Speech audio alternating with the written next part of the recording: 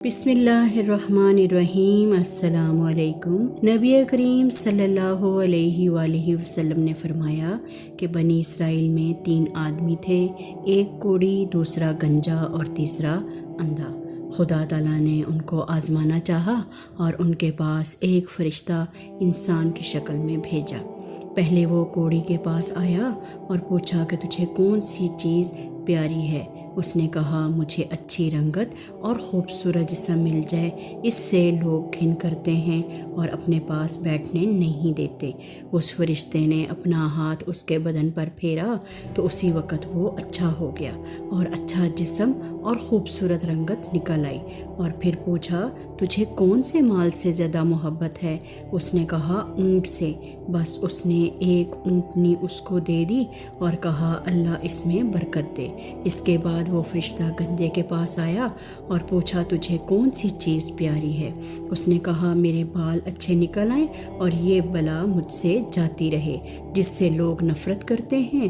فرشتے نے اپنا ہاتھ اس کے سر پر پھیرا، وہ فوراً اچھا ہو گیا اور اچھے بال نکل آئے۔ پھر پوچھا کہ تجھ کو کون سا مال پسند ہے؟ کہا گائے۔ بس اس کو ایک گائے دے دی اور کہا اللہ تعالیٰ اس میں برکت بخشے۔ اس کے بعد پھر اندھے کے پاس آیا اور پوچھا تجھ کو کیا چیز چاہیے؟ اس اندھے نے کہا کہ اللہ تعالیٰ میری نگاہ درست کر دیں کہ سب آدمیوں کو دیکھوں۔ اس نے اس کی آنکھوں پر ہاتھ پھیرا اور وہ اچھا ہو گیا۔ اور پوچھا کہ تجھ کو کون سا مال پسند ہے؟ اس نے کہا بکری۔ بس اس کو ایک بکری دے دی گئی۔ تینوں کے جانوروں نے بچے دیے۔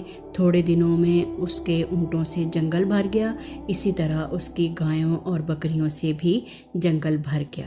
پھر وہ فرشتہ خدا کے حکم سے پہلی صورت میں کوڑی کے پاس آیا اور کہا کہ میں ایک غریب مسکین آدمی ہوں، میرے سفر کا سامان ختم ہو گیا ہے اور منزل مقصود تک پہنچنے کا کوئی سلسلہ نہیں سوائے خدا کے اور تیرے۔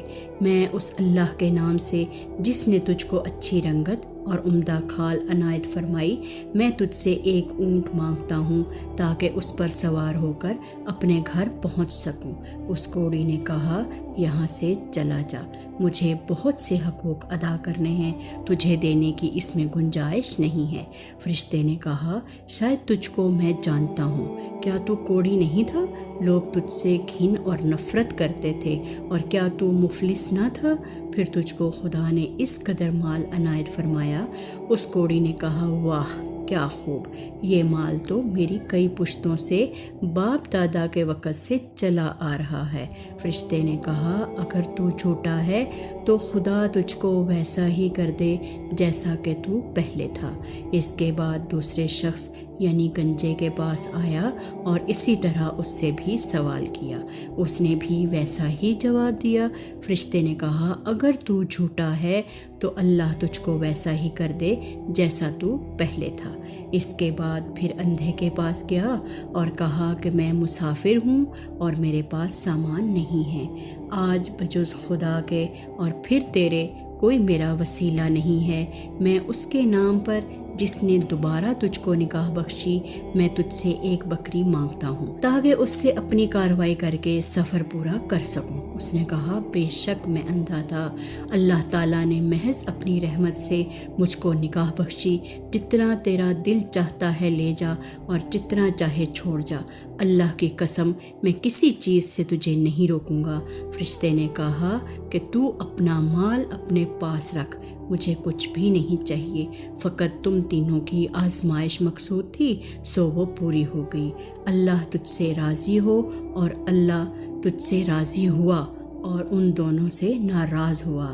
تو خیال کرنا چاہیے کہ ان دونوں کوڑی اور گنجے کو ناشکری کا کیا نتیجہ ملا کہ ان سے تمام اللہ تعالیٰ کی دی ہوئی نعمتیں چھین لی گئیں، جیسے تھے ویسے ہی ہو گئے اور اللہ ان سے ناراض ہو گیا۔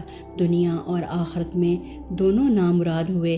اس اندھے کو شکر خداوندی کی وجہ سے کیا عوض ملا کہ اس کے مال میں مزید اضافہ ہو گیا، اللہ اس سے راضی ہوا اور دنیا اور آخرت دونوں میں کامیاب ہوا۔